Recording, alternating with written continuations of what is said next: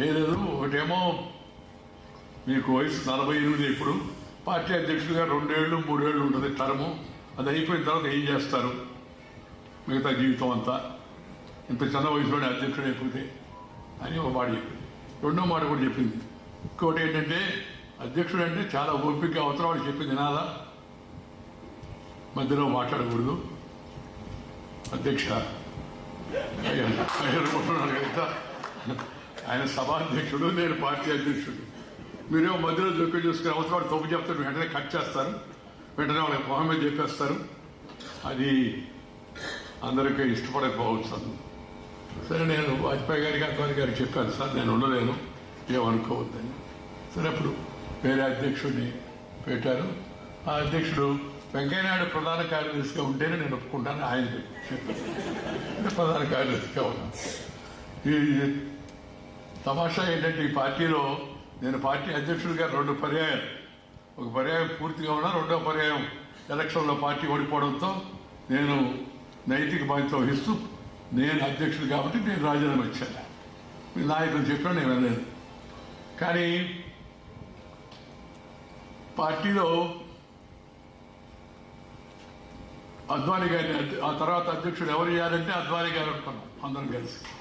అద్వానీ గారు నేను ఇంతకుముందే ఉన్నాను అధ్యక్షుడిగా, బీజేపీ అధ్యక్షుడిగా చాలాసార్లు ఉన్నాను, జనసంఘ అధ్యక్షుడిగా ఉన్నాను, ఇప్పుడు మళ్ళా నేనేంటి అధ్యక్షుడిగా ఉండేదన్నాను. లేదు సార్, ఇప్పుడు ఉండే పరిస్థితులు ఎవరు మీరే ఉండాలని గట్టిగా ఒత్తిడి చేశాం. ఆయన ఒత్తిడి చేస్తే ఆయన వెంకయ్యనాయుడు గారిని నా కింద పనిచేసేట్టుంటే నేను ఒప్పుకుంటాను అన్నాడు. అప్పటికే నేను అధ్యక్షుడు అయిపోయాను. అధ్యక్షుడు అయిన తర్వాత మళ్ళీ కిందకు పోవడం అయినా నేను ఒప్పుకోను. ఎందుకంటే అద్వానీ గారి కింద పనిచేయడానికి ఉపాధ్యక్షుడిగా నేను అద్వానీ గారి నాయకత్వాన్ని పనిచేయడానికి ఒప్పుకున్నాను. ఎందుకంటే ఆయన మహానుభావుడు అద్వానీ గారు, త్యాగశీలి. సిద్ధాంతపర రాజకీయాలను దేశంలో వేలాది లక్షలాది మంది కార్యకర్తలను ఉత్తేజపరిచి వాళ్ళందరికీ కూడా మార్గదర్శనం చేయడం యొక్క మహా వ్యక్తి శ్రీ అద్వానీ గారు. జనాన్ని అందరిని రంజింపజేసి జనాన్ని పార్టీ వైపు ఆకర్షింపజేసిన మహానాయకుడు అటల్ బిహారీ వాజ్పేయి అయితే, వచ్చిన జనములు కార్యకర్తలకు మార్గదర్శనం చేసి వాళ్ళందరికీ పదనిర్దేశం చేసిన వాడు శ్రీ రామకృష్ణ అద్వానీ గారు చెప్పిన సందర్భంగా మీకు మనం చేస్తాం. వాళ్ళతో కలిసి పనిచేసే అవకాశం, వారి నాయకత్వం కింద పనిచేసే అవకాశం నాకు లభించడం జీవితంలో పెద్ద అదృష్టంగా నేను భావిస్తూ ఉన్నాను. నేను అందుకే ఉపరాష్ట్రపతి అనగానే నాకు అంత ఉత్సాహం రాలా.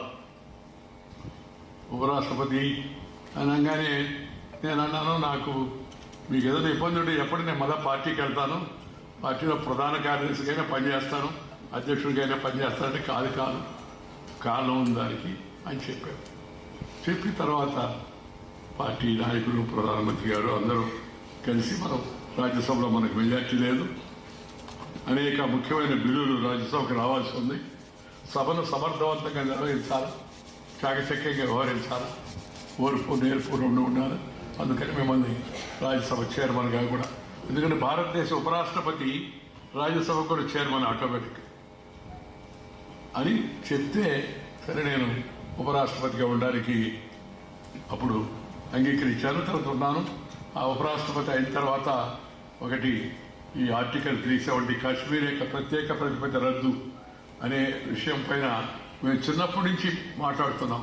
ఏక్ దేశ్ మే దో ప్రధాన్ దో విధాన్ దో నిషాన్ నహీ చలేగా అని అప్పుడు డాక్టర్ శ్యామప్రసాద్ ముఖర్జీ గారు జనసంఘ స్థాపకుడు.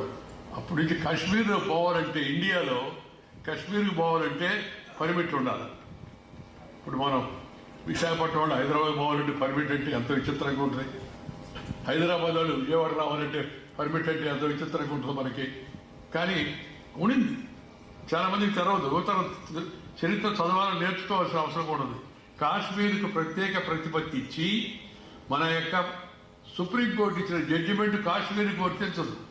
అక్కడ మళ్ళా అసెంబ్లీ అంగీకరిస్తే తప్పితే, పార్లమెంట్ పాస్ చేసిన చట్టం కాశ్మీర్కి వర్తించదు. ఆ అసెంబ్లీ మళ్ళా తీర్మానం చేసి అంగీకరిస్తే తప్పితే. విచిత్రమైన పరిస్థితి. సరే, ఇప్పుడు వెనక్కి వెళ్ళి వాళ్ళని విమర్శించడం కాకుండా, కానీ చాలా పొరపాటు చేయాలి. దాన్ని చిన్నప్పటి నుంచి మేము అనుకుని ఉండేవాళ్ళం. నాకు చిన్నప్పుడు ఒక చిన్న ఉదాహరణ చెప్తానండి. మేమందరం ఆ రోజు కాశ్మీర్లో ఫైరింగ్ అయింది. అయితే నెల్లూరులో బంద్కి పిలిపించాం.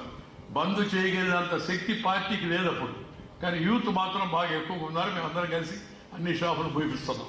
ఓ ఫోటో దగ్గరికి వెళ్ళాం చంద్రబాబు నాయుడు.